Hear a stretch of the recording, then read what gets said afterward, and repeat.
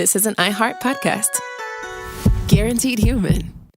With no fees or minimums on checking accounts, it's no wonder that Capital One Bank Guy is so passionate about banking with Capital One. If he were here, he wouldn't just tell you about no fees or minimums. He'd also tell you about how Capital One cafes are open 7 days a week to assist with your banking needs. Yep, even on weekends. It's pretty much all he talks about, in a good way. What's in your wallet? Terms apply. See CapitalOne.com/bankguy. Capital One N.A., member FDIC. We've all tumbled down an internet rabbit hole trying to self-diagnose, and it leaves us more anxious than informed. Our feeds are full of wellness trends, but how do we know what's real, what's exaggerated, and what's just wrong? Health versus Hype from the American Medical Association breaks it all down. Emmy-nominated science communicator Trace Dominguez talks to doctors, influencers, and real people trying these trends, not to cancel them, but to understand them. Because when it comes to your health, who you listen to matters. So listen to Health versus Hype wherever you get your podcasts. Welcome to Stuff You Should Know, a production of iHeartRadio.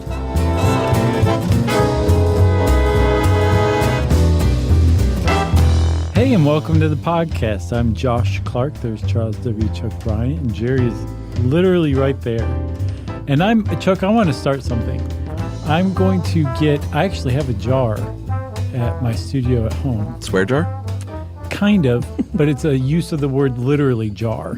I'm trying to break myself of that, except when it really, truly makes sense, when it literally makes sense to use that word. Okay. Like in this instance, Jerry is literally sitting right here. So do you have a problem with that, with misusing that word like so many people? It's not... Yeah, no, not necessarily. It's overuse. That's what bothers me. What about Yumi? Is she donating to the jar at all? Or is she just like, this is literally the dumbest idea ever? I don't think she has an opinion on this one. Oh, okay. Yeah. She just spends the money.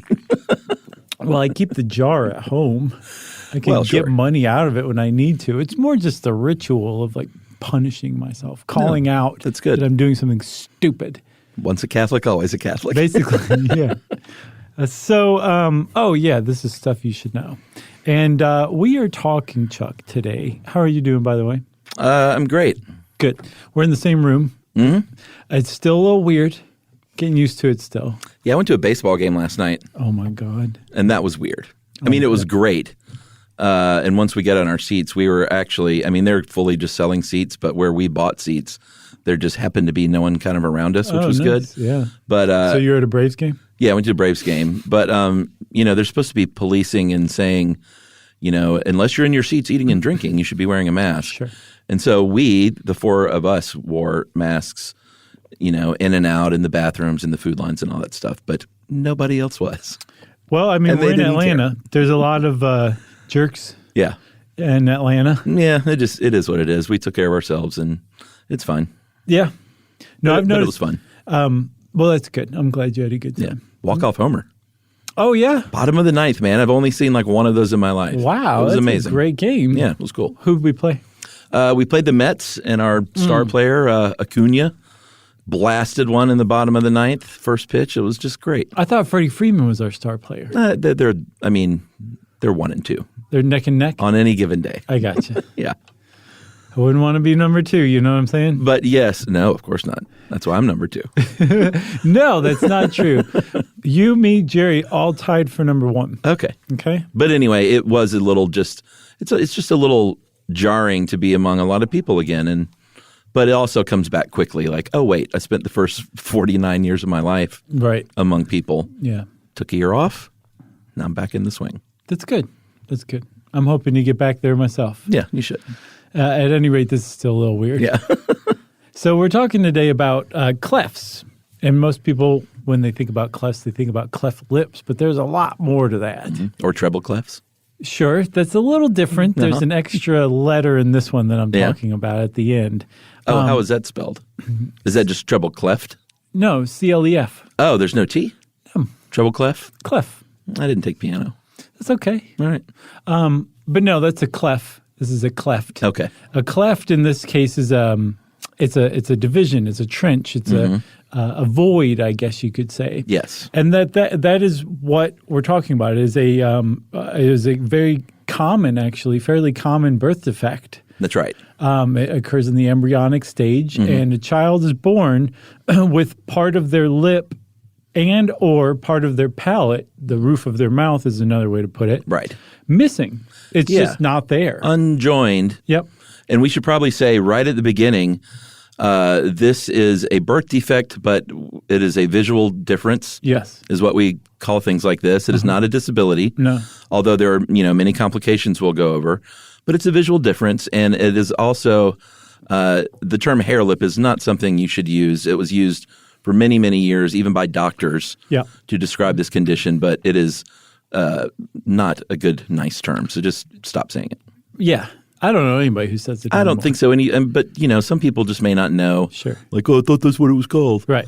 And when doctors use a term, you can sort of understand, like somebody falling into that trap. Sure. But it's not a term that we use anymore. No, and I think that was a good thing to say. All right. So the COA is finished. So like we were saying, it is, like you said, it is a birth defect, but it is just a visible difference. And that's it. I mean, it is tied in with some syndromes, some genetic syndromes. But plenty of people, I think in the United States, somewhere between 1 in every 700 births comes with some sort of cleft, either a cleft lip, a cleft palate, or both.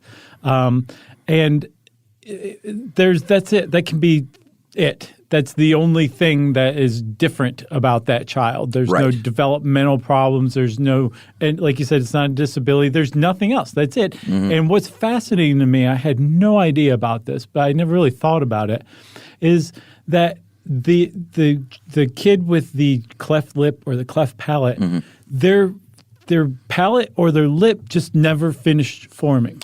Yeah, they never, there's a symmetry generally running down the center of your nose, and the two sides of the lip, this stuff forms when you're in the womb. Right. Very early on, actually. Both I think the lip is first and then the palate. Yeah. But, they join together, and in this case, they just don't join. Yeah, the little bit under your nose, the bip joining the bottom of your nose to your top lip. Yeah, is there a name for that? Philtrum. Oh, okay. And that is where your lips join together. Your upper lip joins together. Right, and that is where your mustache can part. Yeah, you got a little mustache part. I have a mustache part because mine, but some guys. Do you shave yours in just for looks, or is it growing naturally? It just kind of parts naturally. Your hair doesn't quite grow right there, but if you're like a Burt Reynolds type, right, or a Wilford Brimley, you can just grow it over the whole. Oh yeah, what's it called? Philtrum. Philtrum, Philtrum, yeah. Philtrum, which would be a really great nerdy boy's name. Philtrum? Yeah. Yeah, and his brother Baxter. On second thought, though, don't name your son Philtrum. No. So when you are in the embryonic stage, like you said, very early on, the lip forms in like the 4th to 7th week. And very frequently, a woman might not even know she's pregnant at that time. And that lip's forming. Yes, already. I saw a really cool BBC documentary sequence, basically, where they took 3D images of a baby in utero and basically turned it into a flip book video. Oh, cool. Showing the face forming. Your nostrils are giant when you're forming, and they're like on the top of your forehead. They move down, and each nostril is part of a tissue plate. And then the bottom jaw and your bottom lip are part of a third tissue plate. So you have 3 forming and coming together. And as they form, new cells form new skin, and they just kind of move into place. If you have a cleft lip or a cleft palate, again, that final meeting in the middle just never happens. Yeah, so when you watch something like that, are you amazed at the miracle of life, or are you disgusted? Amazed at the miracle of life. Okay. Yeah, for sure. Because when you think of nostrils on the top of the head, it's nothing I'd sounds like a just Guillermo be del Toro like that's movie. the most. It's neat. Actually, it is. No, it very is super neat. cool. Yeah, for sure. course. So miracle of life is what I'm going with. So there are different ways this can happen. Your palate on the top of your mouth is in a couple of sections. The one closer to the front is the hard palate, and the rear is the soft palate. And if you have a cleft palate, it can be in the soft part, the hard part. It can split both. Yeah, because if you don't rub your tongue don't do across that. the top of your mouth, Don't do that. the front part is bony. That's your hard palate. If you go further back, it's really kind of tough to do, but you can. You got to stop. You don't like that? No, I don't think anyone does. Oh, really? You think some people like hearing that? I think it's kind of pleasant. Anybody who like that, Shout out. I want to hear you. I think there's some kind of a pressure point in your soft palate too for, is it migraines or something? I remember hearing about pressing your thumb into your soft palate to do something. Ice cream headache. No, it wasn't that. It was something else. Oh, well, you can cure an ice cream headache by putting your tongue against the roof of your mouth. It may be multifunctional. Anyway, in the very back, you have just a muscle. Like your hard palate is bony with some skin covering it. Mm-hmm. Further back, it's like muscle with skin covering, and that's your soft palate. It feels like a little rib cage up there. And you can have this division, this cleft, in either part or both, right? That's correct. Yeah. That's what I said. So an incomplete cleft is missing. It's a little notch, and it's missing from the middle of the upper lip. A complete cleft is all the way through into the nose. Mm-hmm. And then with the lip, it's always the upper lip, but it's usually off to one side or the other, I think, because of that symmetry and how it forms. Yes. And it's always the upper lip because it only affects the two top plates of flesh that are forming that form your upper lip and your face and those forehead nostrils that come back down to your nostril area. That's right. God, it's just like old times. Cherry's literally dropping food out of her mouth onto the table. Is she eating miso? This is amazing. No, but it's so funny. I don't know. I think there might be a little miso all day, and she chooses to eat when she's in here. Yep. I think we should take a break. I think so, too. All right. That's a good opening salvo. So we'll be back after this. All right. Stuff you should know.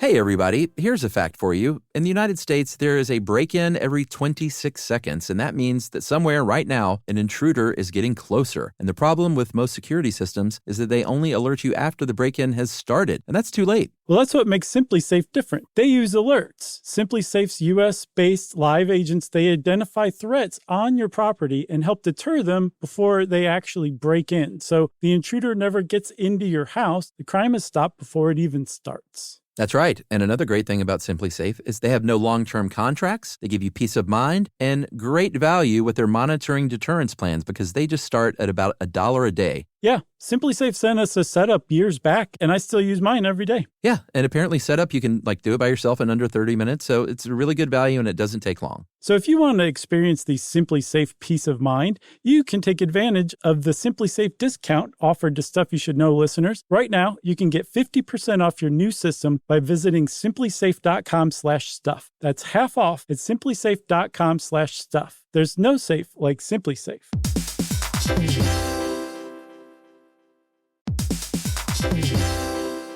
Work can be a little weird. One minute you're in a meeting that could have been an email. The next you're trying to decode corporate jargon that somehow means nothing. And don't even get us started on the quick sync that turns into a 45-minute deep dive. Yeah, well, the truth is figuring out your career isn't always straightforward. Whether you're trying to grow, pivot, or just stay relevant, it can feel like you're navigating it all on your own. Well, that's where LinkedIn comes in. That's right. LinkedIn can help you grow your career, helping you confidently navigate your path with insights, ideas, and inspiration from your professional community. You can stay up to date with the latest trends in your field, connect with people who get it, and discover opportunities tailored to your goals, your experience, and what actually matters to you. Whether you're looking for something new or just trying to grow where you are, LinkedIn gives you the tools and connections to move forward with confidence. Because LinkedIn is the network that works for you. Visit linkedin.com/knowstuff to learn more. Learning stuff with Joshua and Charles. Stuff you should know. I think I might have misused salvo. Did I? I don't think so. Was that right? Yeah, I associate that with like a timpani or a cannon going off. Oh, sure. Fanfare? Yeah. All right. I think you used it correctly. All right, it was so Cleft that you got wrong. Yeah, back to clefts. They are developmental defects, like we said, very early. And what causes them, genetics can play a part. I think if you're a parent, you have with a cleft, either palate or lip, you have like a 2 to 8% chance that your kid may, if you have a biological child. And then that goes up if you have siblings or if you have your parents. And it's sort of passed down. I think that number can go up to like 20 or 30%? Yeah, it can. If your parent has a sibling that has a cleft as well, the chance of your kid having a cleft is definitely increased. And then it can keep going up depending on whether or not your parent has a genetic syndrome that they're passing along. Right. I think there's something like 300 to 400 different genetic syndromes that are associated with cleft lip cleft palate. Uh-huh. And together we should say they're both called orofacial clefts. Oh, yeah, we didn't say that, did we? And I've also seen it abbreviated as CL/P, cleft lip / palate. That seems to be kind of like the shorthand for it. Because doctors don't like to write full words. No, they don't. We know and that. Their handwriting is just terrible. And then I've also seen them called affectionately as clefties. Oh, that's nice. Mm-hmm. So, and we'll talk about the acceptance of facial differences if you have a cleft or have friends or family members, and that's a big, big part of it. Yeah. And I think something like clefties might be a way of embracing that. Sure. So there are some other things that could be risk factors and increase the risk of all kinds of birth defects, certainly including clefts. And one of them is if you're smoking and drinking booze while you're pregnant. One of the reasons alcohol affects any kind of birth defect is because it disrupts the absorption of folic acid. And that's another reason you might, if you don't have enough folic acid, that's why pregnant women take extra. It's a natural form of B9.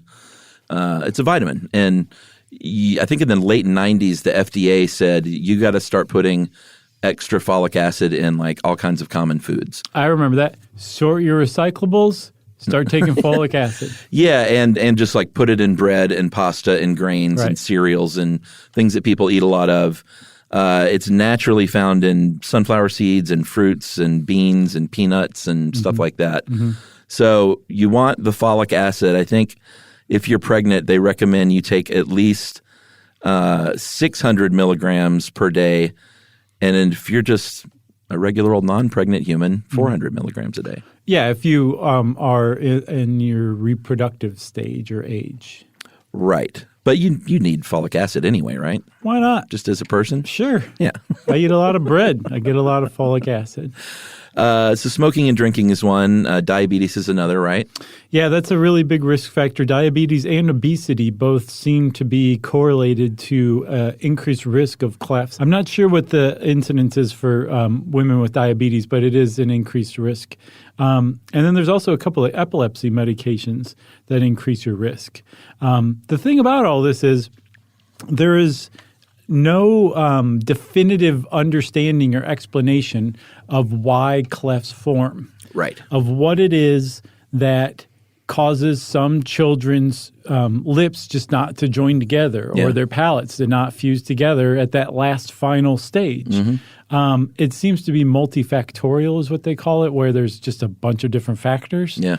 And also, in addition to genetics, like your parents having one or your parents having a sibling with one, depending on your race, actually, your risk is increased.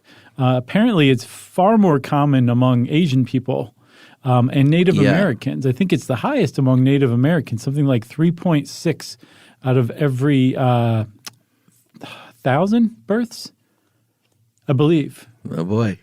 Math with Josh. two among Asian people. It's the lowest among African Americans. Yeah, I think Chinese babies are more commonly diagnosed. Is it a diagnosis or just what do you even call that? No, you're diagnosed. Okay. But I mean, it's like very easy diagnosis. Right. It's like, oh, okay, your child has a cleft lip. Right. But what's interesting, Chuck, is with the cleft palate, you can have a cleft palate, but it not be visible. It can actually be hidden. Yeah. That's called a submucosous cleft palate. And you might never be diagnosed with it because there may be no problem with it.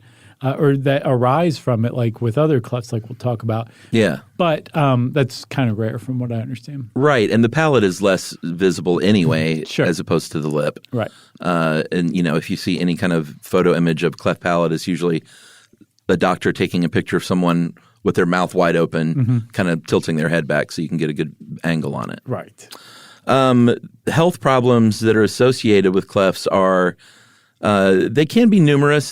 It's not, it seems like everything is something that can be overcome. but they are challenges nonetheless, and they are challenges that especially can just make a kid when they're growing up feel not so great about themselves. So that's a big, big part of overcoming these challenges.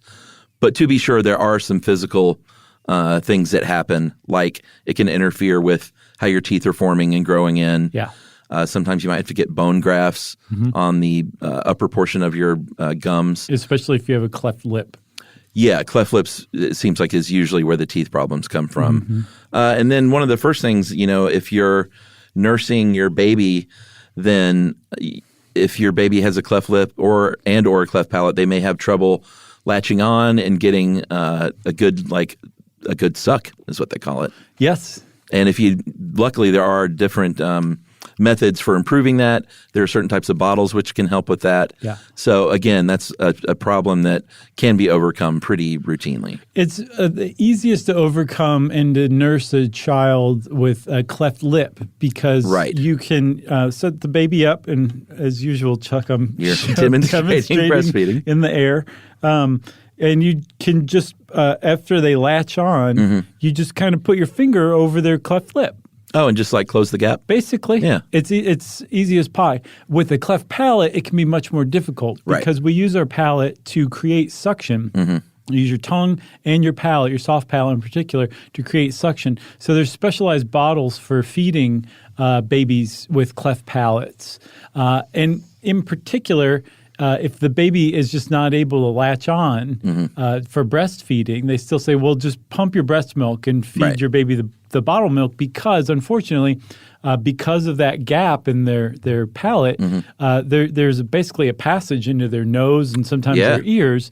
So breast milk can get in there, and they found it's far less irritating, breast milk is, than formula when it does get in the little baby's ears and nose. That's right. And because of that same gap there, I think throughout, we'll talk about the surgeries, but throughout childhood, babies and children with cleft palates and lips have higher incidences of ear infections, sometimes chronic. Sometimes they might have trouble hearing and learning how to talk. Right. But again, these are all early challenges that it's such a common birth defect that they really, really know a lot about how to overcome this stuff. That's exactly right. Fortunately, especially in the developed world, there's a lot of services available that are pretty routine. Yeah. And if you're fortunate enough to live in a country with socialized medicine, you get it all for free.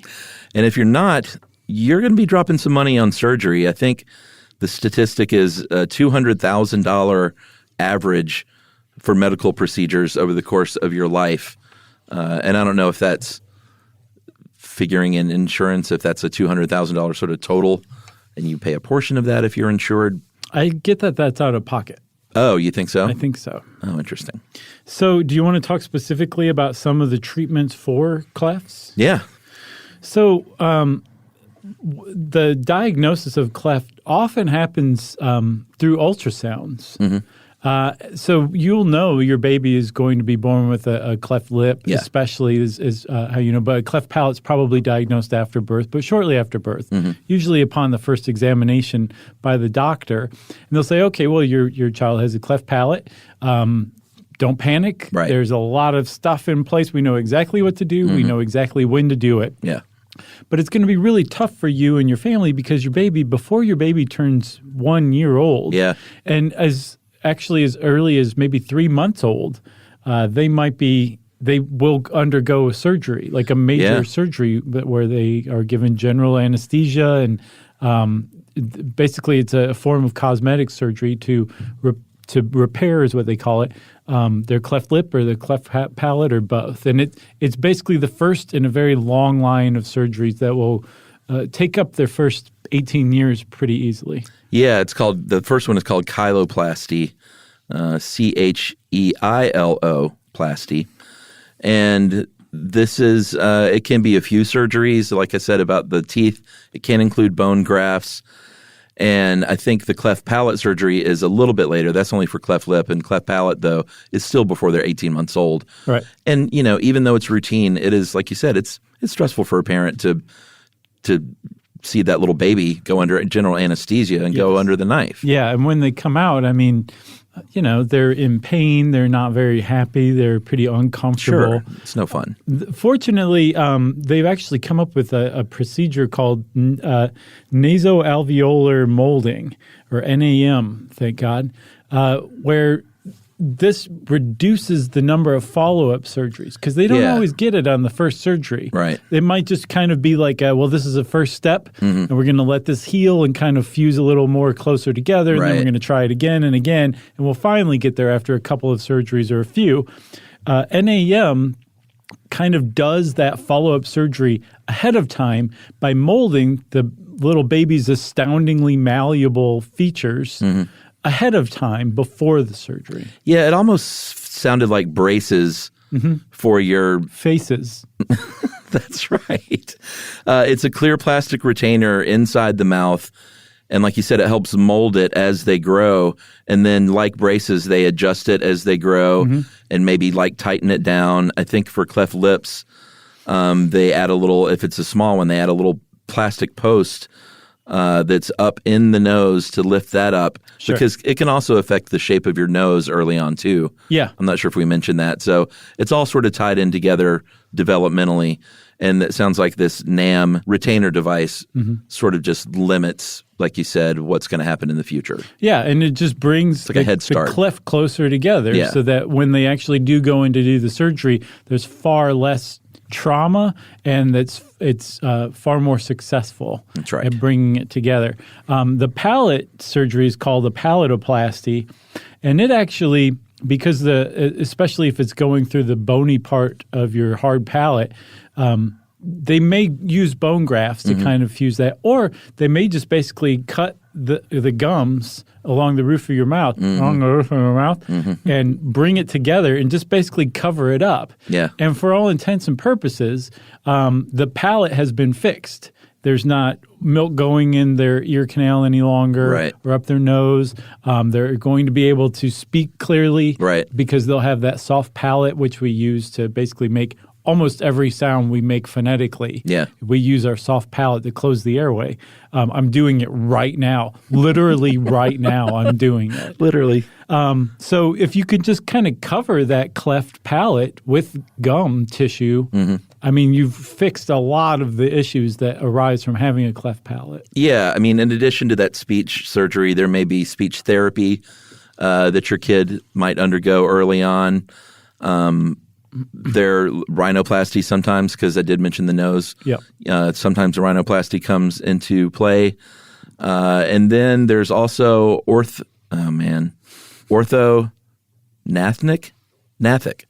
Orthognathic? That G's got to be silent. Don't you think? I don't know, man. All right, you take a stab. Orthognathic? Yeah, I think that was it. Really? Yeah, I think so. All right. Well, this is jaw alignment surgery, and this is something that happens later on because your jaw has to stop growing. This is sort of similar, I think, to my issues with my crossbite, and it's all sort of orthodontic related in a way as well. Right.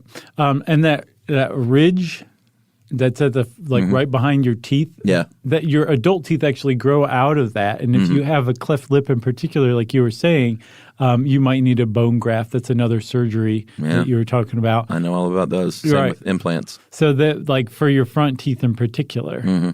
So that's a pretty decent amount of surgeries, and that's not necessarily one and done for any of them. Especially, I think rhinoplasty can take multiple surgeries to kind of get the nose back where you want it to.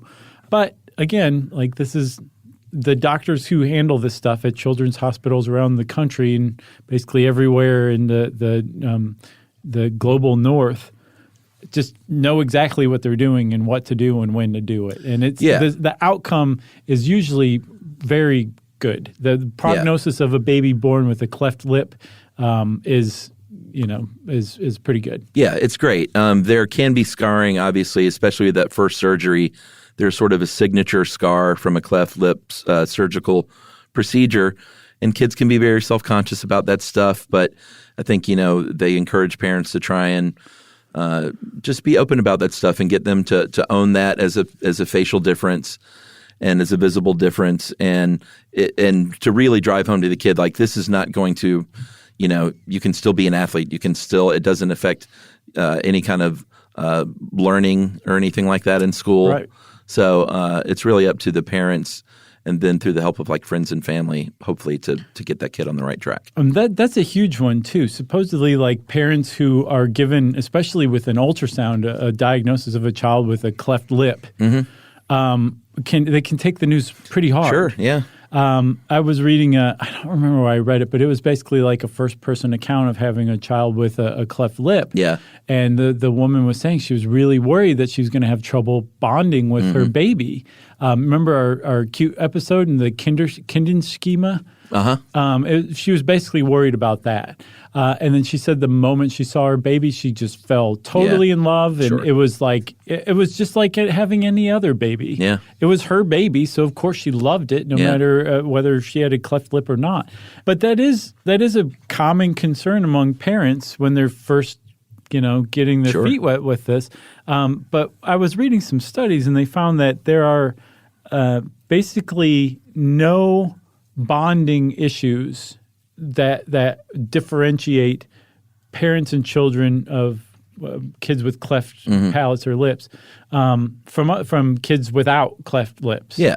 That they basically the outcome is the same. One of the things that you do have to be careful with, though, is it's very easy for you to become an overprotective parent. Right. Because you're dealing with a baby that you're sending off for surgery. Sure. You don't want any harm to come to it. You've now seen your baby with like heart monitors and like IV tubes sticking out of them, and it's just not a sight you want to see. It can really make you even more protective of your baby than before. And then when they come home and they're being teased because of their facial difference, which they cannot help, and they're not guilty of anything. They don't deserve any of that kind of bullying or teasing. I'm sure it makes you want to go kill those little kids who are doing that. So you kind of have to. It's a process for everyone, It's a definite crucible for parents that you have to. It's an additional challenge that you would have to take on. But parents do it all the time, and their kids turn out totally normal. All the time. Yeah. All right. Well, let's take another break, and we'll come back and finish up right after this. Stuff you should know.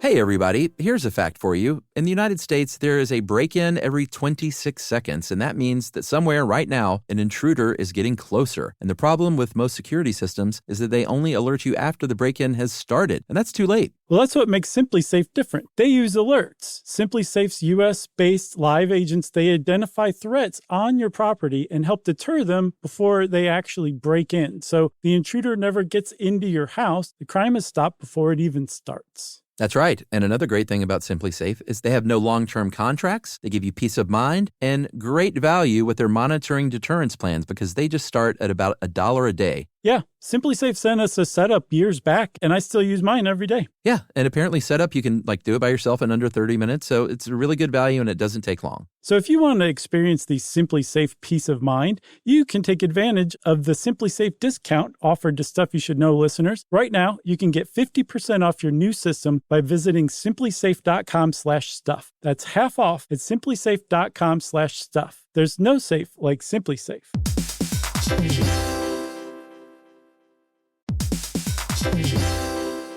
Work can be a little weird. One minute you're in a meeting that could have been an email. The next you're trying to decode corporate jargon that somehow means nothing. And don't even get us started on the quick sync that turns into a 45-minute deep dive. Yeah, well, the truth is figuring out your career isn't always straightforward. Whether you're trying to grow, pivot, or just stay relevant, it can feel like you're navigating it all on your own. Well, that's where LinkedIn comes in. That's right. LinkedIn can help you grow your career, helping you confidently navigate your path with insights, ideas, and inspiration from your professional community. You can stay up to date with the latest trends in your field, connect with people who get it, and discover opportunities tailored to your goals, your experience, and what actually matters to you. Whether you're looking for something new or just trying to grow where you are, LinkedIn gives you the tools and connections to move forward with confidence. Because LinkedIn is the network that works for you. Visit linkedin.com/knowstuff to learn more.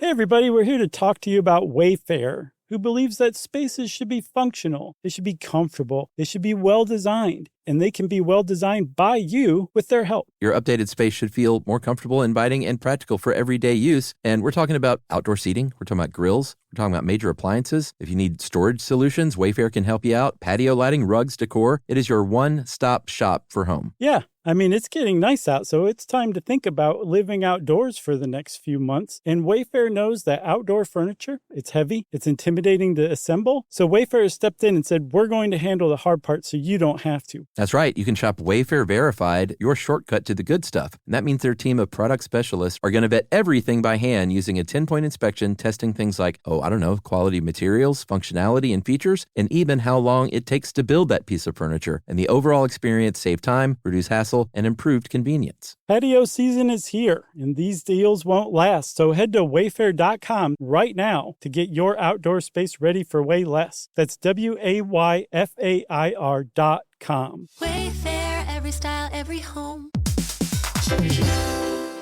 Hey, everybody. I want to talk to you a little bit about Tide Evo because it represents over 10 years of innovation and product development. Tide Evo is a first-of-its-kind technology where tens of thousands of minuscule fibers are spun together to form a 6 times powerful layer packed with scrubbers, brighteners, pre-treaters, and fresheners. And that's going to deliver a breakthrough clean that's so powerful it feels like magic. Yeah, it is kind of like magic. Tide Evo is revolutionary. A 100% concentrated, waterless laundry tile that's made of compressed microfiber soap layers rather than liquid or powder. And it's not like pods or sheets because it uses 6 layers of detergent fibers to deliver superior cold water cleaning without plastic packaging of any kind. And it provides a mess-free, lightweight solution that dissolves lickety-split. So whenever you run into a laundry challenge, turn to Tide Evo. It's revolutionary. It's magic. Try new Tide Evo. Real laundry magic.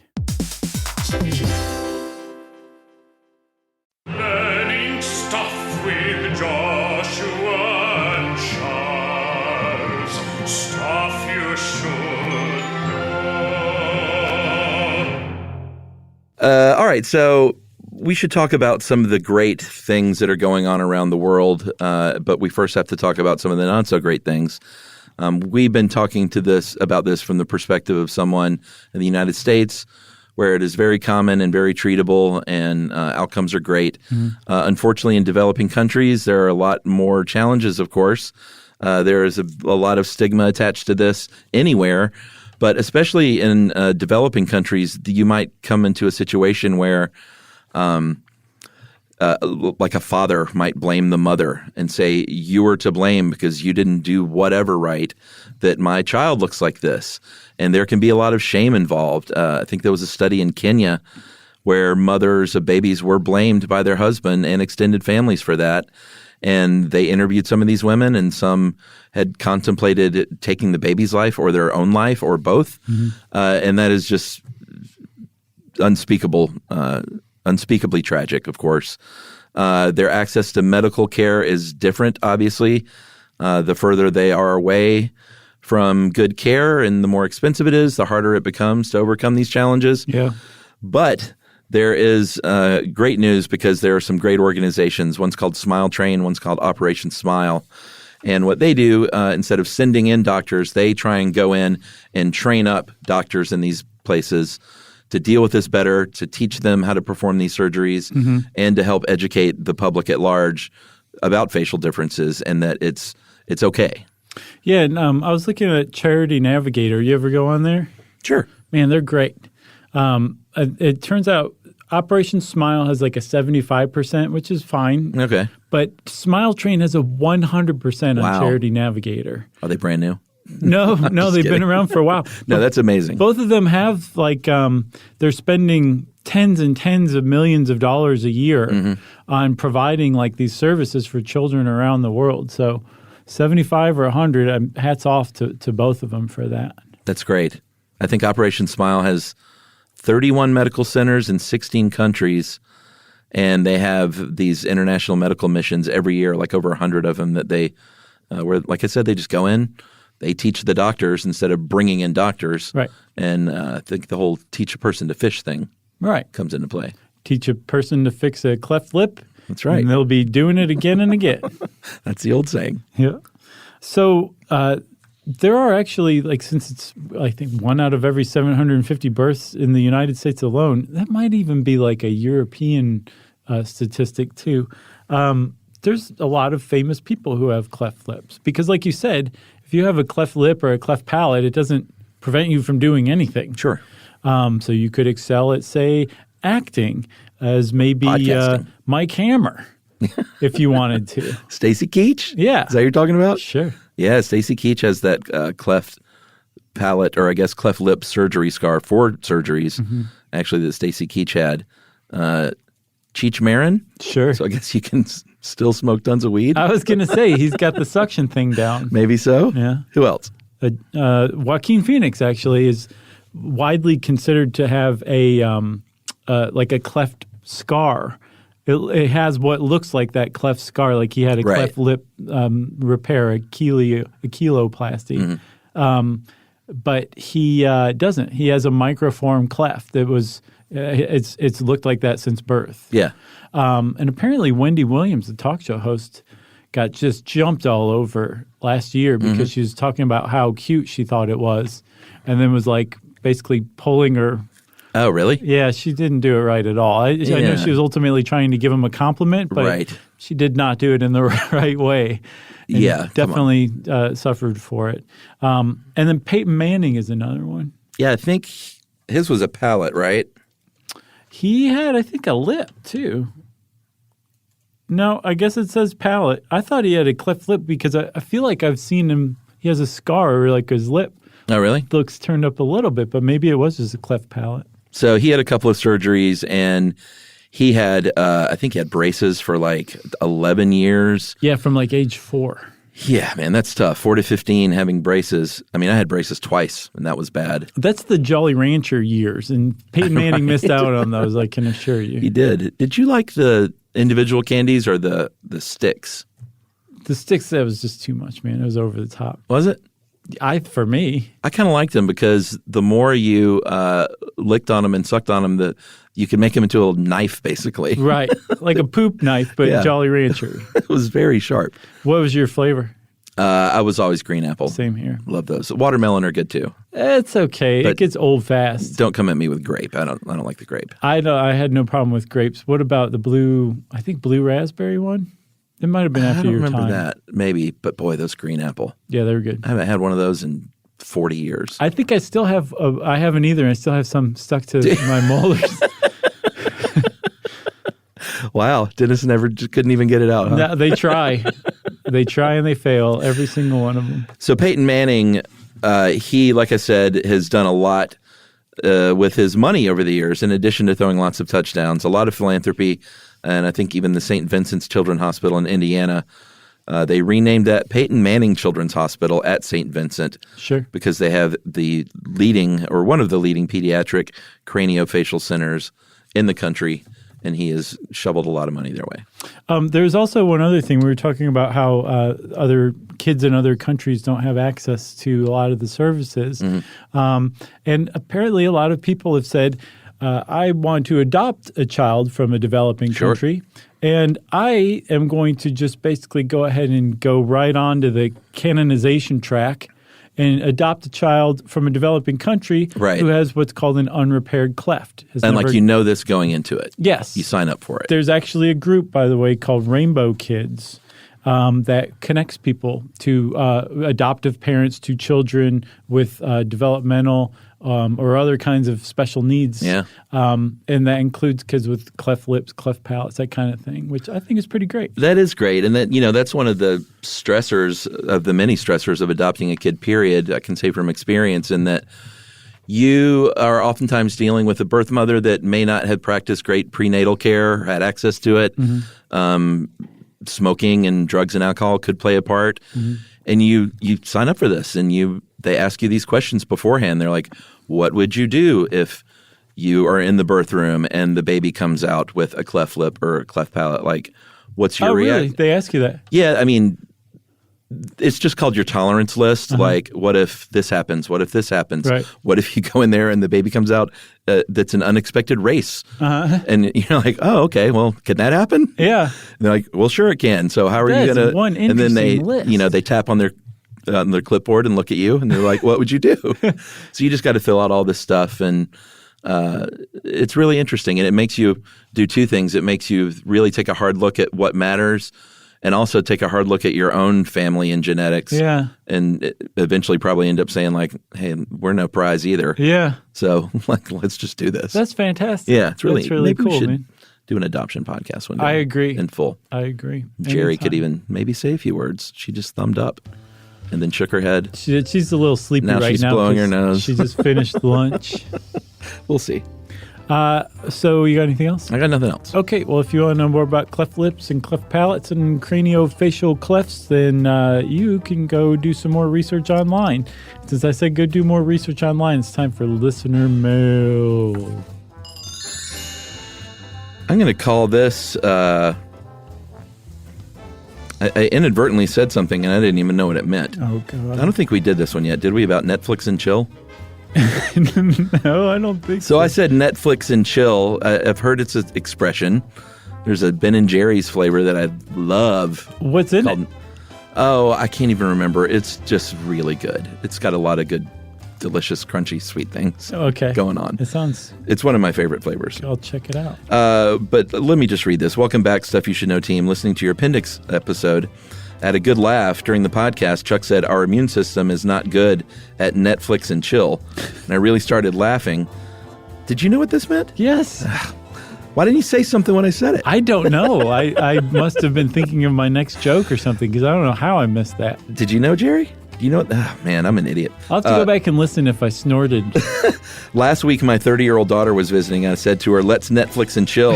And she promptly told me, Mom, that is code for having sex. What? Who knew? Obviously, Stuff You Should Know did not get the slang decoder memo either. And we should say Chuck did not. Okay. I'm absolving you and Jerry. Thank you. But thanks for making me laugh. And that's from Rosie. And Rosie said that I could read this and her daughter would get a good laugh about it. But I feel like a rube. I had no idea that. And it makes sense now. Like I could see some kid being like, what'd you guys do last night? Well, just, Netflix and chill. When in fact they were doing, unspeakable things. But now I know. Netflix and chill. Yeah, I don't know how I let that one pass. Maybe it was purposeful. That's all right. Well, thanks for that one. Who was that again? Rosie. Rosie, appreciate that. And I'll bet that was a really great conversation you had with your mom. I'm glad we're clearing this up, though, because there's probably a lot of people that were like, what, is Chuck that dumb? Right. Or maybe they thought like you had just gotten bone dry in your sense of humor. Oh, maybe. And timing and delivery. Well, if you want to get in touch with us like Rosie did, we want to hear from you. You can email to us directly at stuffpodcast@iheartradio.com. Stuff You Should Know is a production of iHeartRadio. For more podcasts from iHeartRadio, visit the iHeartRadio app, Apple Podcasts, or wherever you listen to your favorite shows.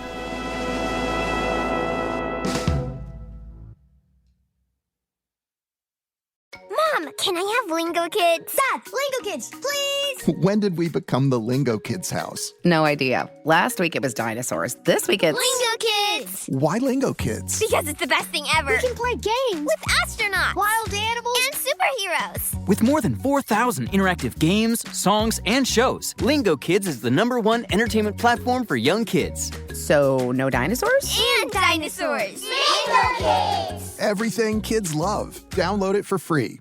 You could be adored by everyone and still completely ignored by your cat. Trust me, I know. But if you feed your cat Sheba, you can go from being ignored to truly adored in 12 days guaranteed or your money back. Sheba has a full menu of products, appetizers, entrees, treats, even a kitten's menu. It's so cute. So Sheba has a product for even the pickiest eater. Like Sheba Puree, it's made with bone broth, they're chef-inspired flavors, it's got a smooth and creamy texture that cats love, and contains no corn, wheat, soy, or artificial flavors. It's food that your cat's gonna love. To learn more, check out Sheba.com. That's SHEBA.com. This is an iHeart podcast. Guaranteed human.